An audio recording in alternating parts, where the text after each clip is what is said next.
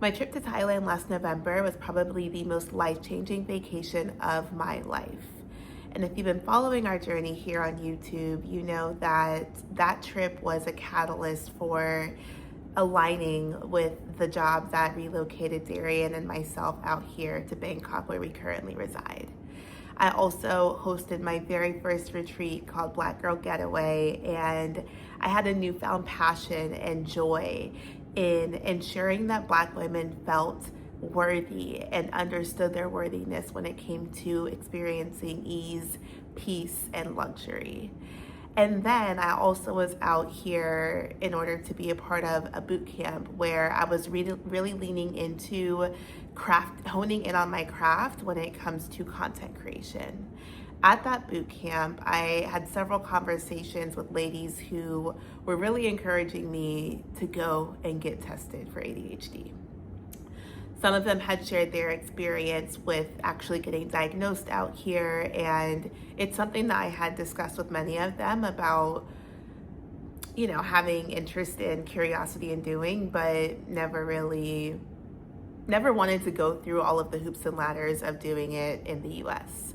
But here in Bangkok, they had shared, look, this is something where you can go in same day, meet with a doctor, either get diagnosed or not get diagnosed. And if you are diagnosed, you can opt into getting medication same day.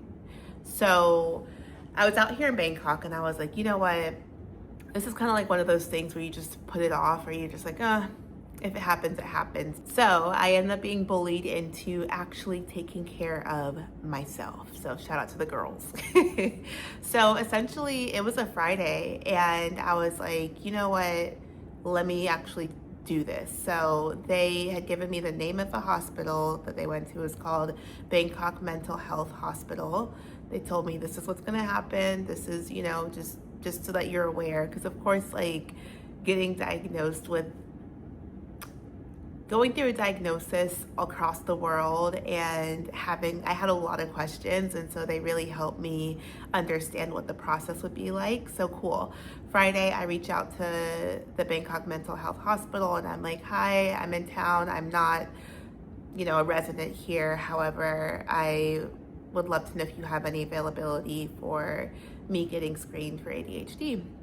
So there was a bit of, actually, it might have been on WhatsApp. I'll have to double check what that correspondence was like. But nonetheless, I end up getting a spot for Sunday. Yes, the mental health hospital was open on a Sunday. 4:30, cool.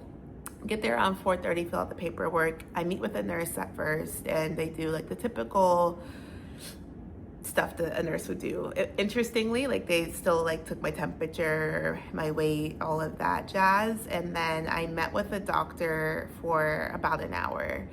And in the diagnosis, he asked a ton of questions about medical history, family history, childhood, current state. And it was a very thorough diagnosis. It was a very thorough diagnostic. And thankfully, very fluent in English. We did not experience any issues with language barrier, me misunderstanding him misunderstanding me, nothing like that. By the end, he did confirm. He was like, you absolutely do have ADHD.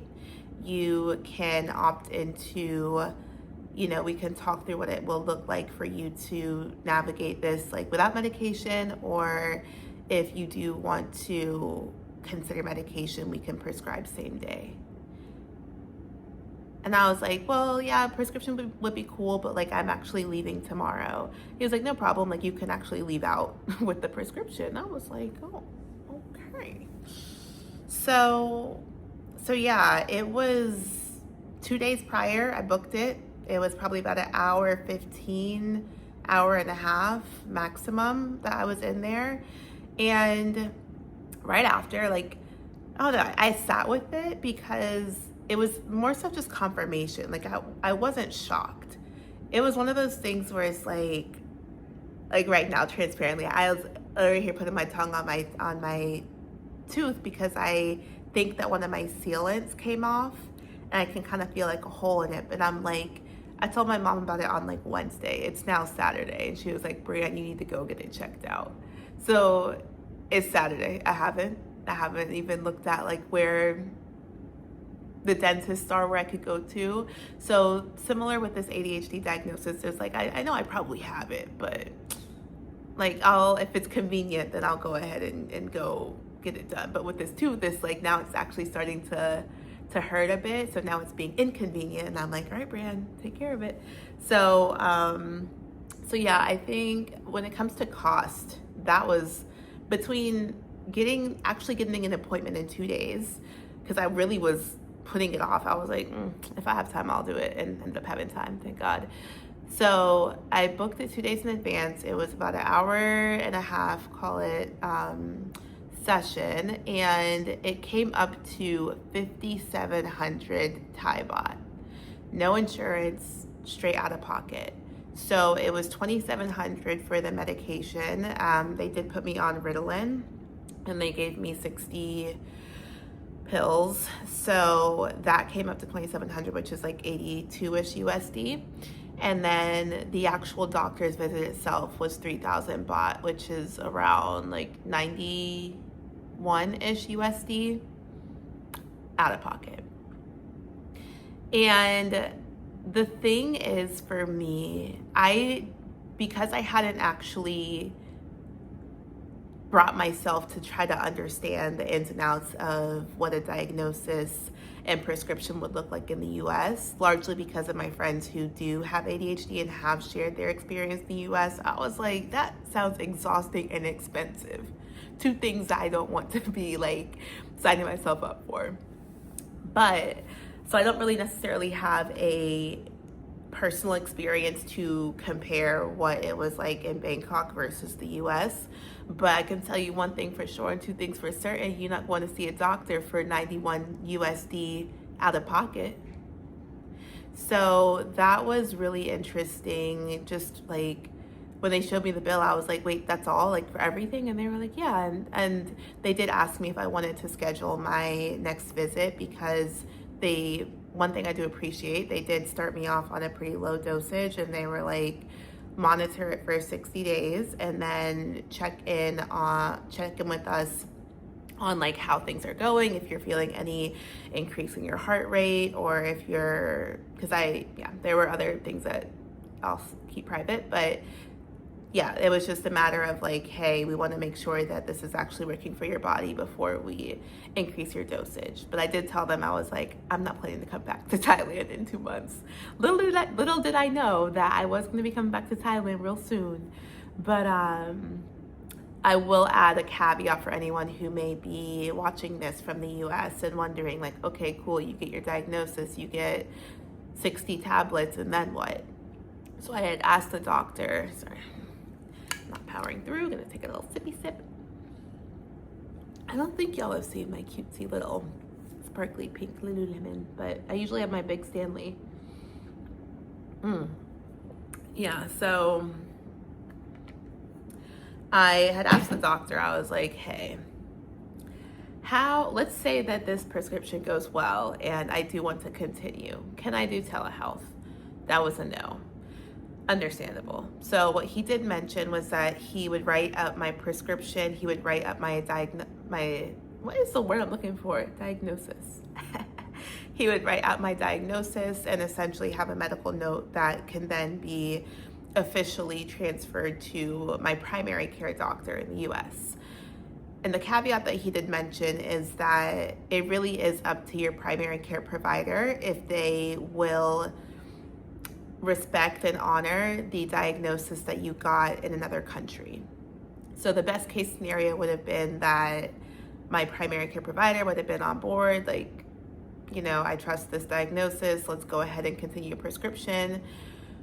Worst case scenario would have been that they would have been like, hey, we can't trust this, they don't do the same, the same type of assessment that we may need to do here in the US, and you would have to go to an actual psychiatrist.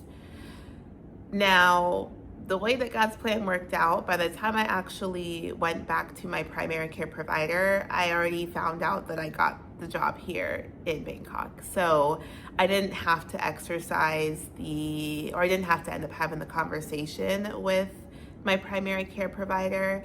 I do have a friend that's a psychiatrist in Raleigh, and she had mentioned she would have absolutely honored the diagnosis. But in Raleigh, I can't speak for all of the US, but you do have to, like, every few months go back to your psychiatrist to essentially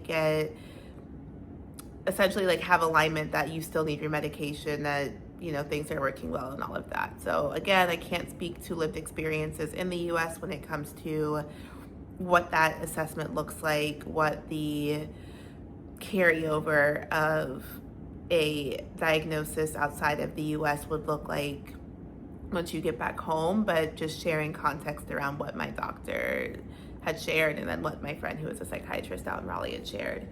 But yeah, like the convenience, the affordability, and also for me, it's really just like the clarity, like the confirmation of like, okay, I understand a lot of the quirks that I have just lived with for 31 years. And it's crazy how, like, it was almost like my 31st birthday gift to myself was actually pulling up to the mental health hospital and getting my diagnosis, because now I know that like my mornings are like my time when I am on. Like that is, I have a very regimented morning, and usually up until lunchtime, honestly, people are always like, oh, Brie, like you're so like strict. And it's like, yes, because I now know, like I now have confirmation that that's how I have to operate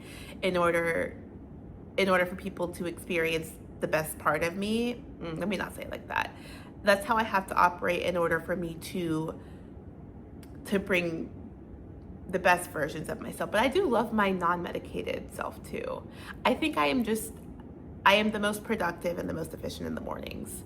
And so with that, I typically have my mornings blocked off where like that is my focus time. So after I do my morning routine, my soul care routine, journal, Bible reading, catching up with family and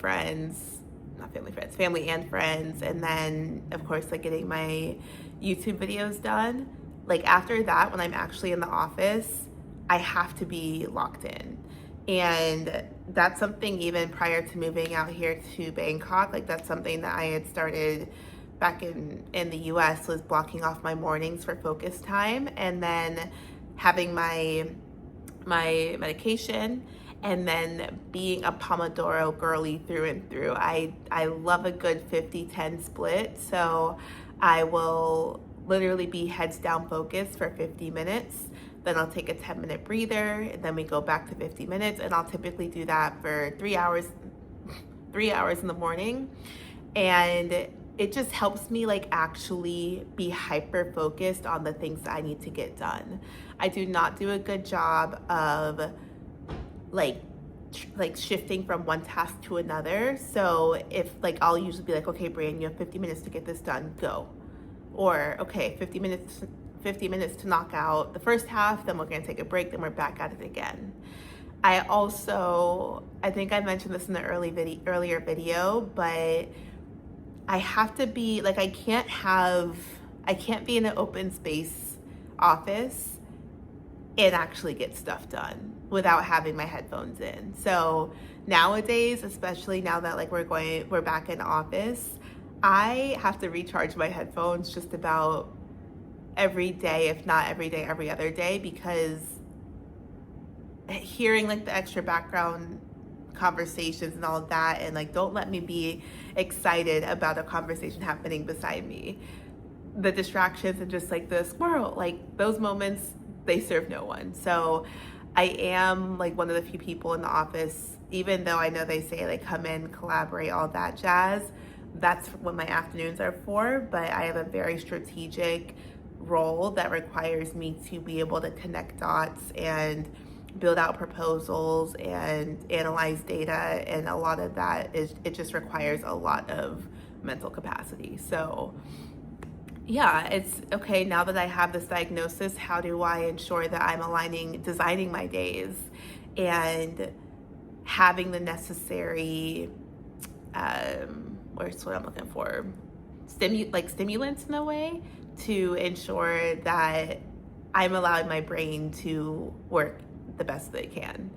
And there are some days where I don't take my medication, like on days where I know I'll be super collaborative, or like if I have a ton of meetings throughout the day, or on days where I just want to be creative and just like go with the flow. Like those are days where I'm just like, look, we are free flowing. So yeah, I think it's definitely something, like if you're coming out here to Bangkok and it's been on your mind or heart to get tested. I have had some friends who've got tested and they actually did not get diagnosed. Or yeah, I had friends who got tested and they were not diagnosed with ADHD, even though they thought that they had it. And I've had friends who had similar situations as me where it was like, girl, yeah, that ADHD thing is all up in you. And it's just good to know. Like, it's good to know whether it's a yes or no, and then you can move on accordingly from there. So if you have any friends or family, or if you personally are coming out here, it's less than 2 hours of your day. Of course, like, you know, take traffic and transportation into consideration, but it's not like a crazy, when I first heard like mental health hospital, I was like, okay, what am I going to expect to see when I walk into the waiting room? And I blame media, I guess, but I just was quite on edge about like what I would be stepping into, because that was transparently my first time going to a mental health hospital. But it's honestly fine. Like, it's literally the same as any other waiting room. They had several different tests that you could take, and I was just there for one thing and one thing only. And what's actually interesting is that was a day filled with Brienne, like, take care of your health, because that morning from like 9 a.m. to like 2 p.m. I was at Bumrungrad Hospital, because they have a full body scan where essentially it takes like, I'm not gonna remember all of these right now off the top of my head, but they do a chest x-ray, they do urine stool samples, they do, obvious, like for women, full pap smear and gyno, you meet with a gynecologist.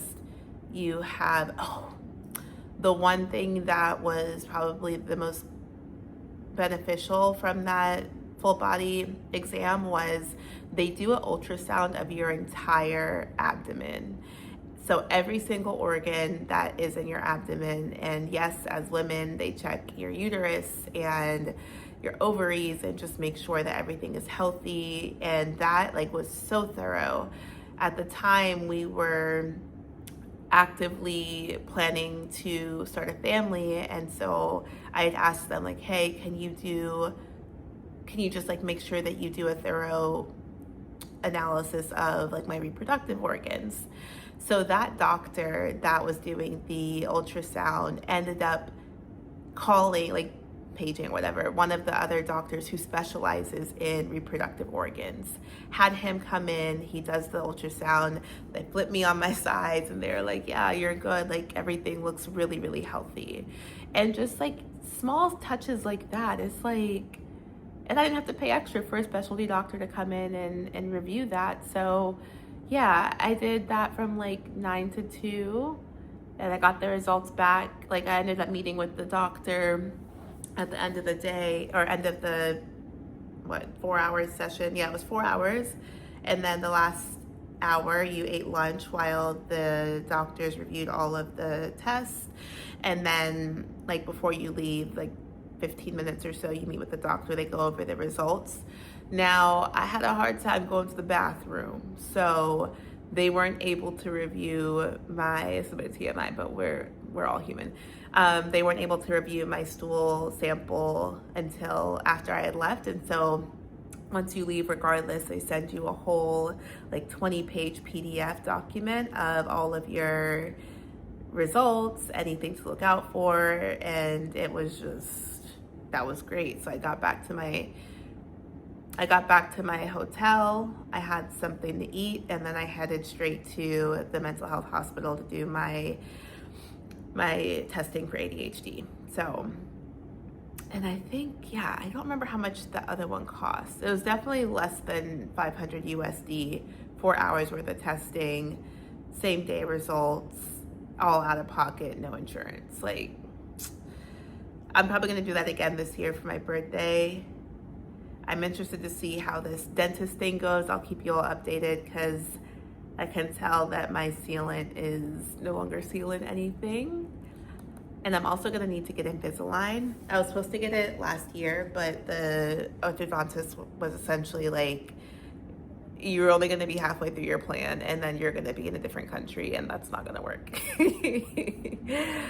So yeah, I need to find an orthodontist and a dentist out here. But I'm just grateful to be in a country where healthcare is affordable with or without insurance. And I'm saying this, of course, coming from a place of privilege and also coming from a place of awareness of how expensive things could be back in the US. But yeah, we're gonna take care of this body. God gave us only one of them. I'm grateful for clarity and confirmation around things that, you know, I had assumed and just was like, girl, you're not like the others. Like, your brain does not think like the others. But it's still a superpower. Like, I think there's so many, just like the way in which I'll be hyper focused and like locked in on projects when as soon as we get to going, like, I'll be like, dang, it's 3 hours and I still haven't eaten, or, you know, stuff like that. So yeah, if you have any questions about my experience, or if you want direct links or name of the doctor, I don't know if I want to give that out. We'll see. But yeah, if y'all have any questions about the experience, whether it was Bumrungrad with getting the full body assessment or whether it was with the Bangkok Mental Health Hospital, feel free to drop them in the comments and I'll get back to you. But yeah, it was quite unexpected to be leaving Bangkok with that diagnosis and prescription in hand, but it is what it is. I hope you have a lovely rest of your day. As you can see, it is dark. It is nighttime here in Bangkok. We did a full day, 8-hour excursion. So if you can hear any exhaustion in my voice, that is why. But yeah, we're doing it. Hope you have a great rest of your day, and I'll see you tomorrow. Peace.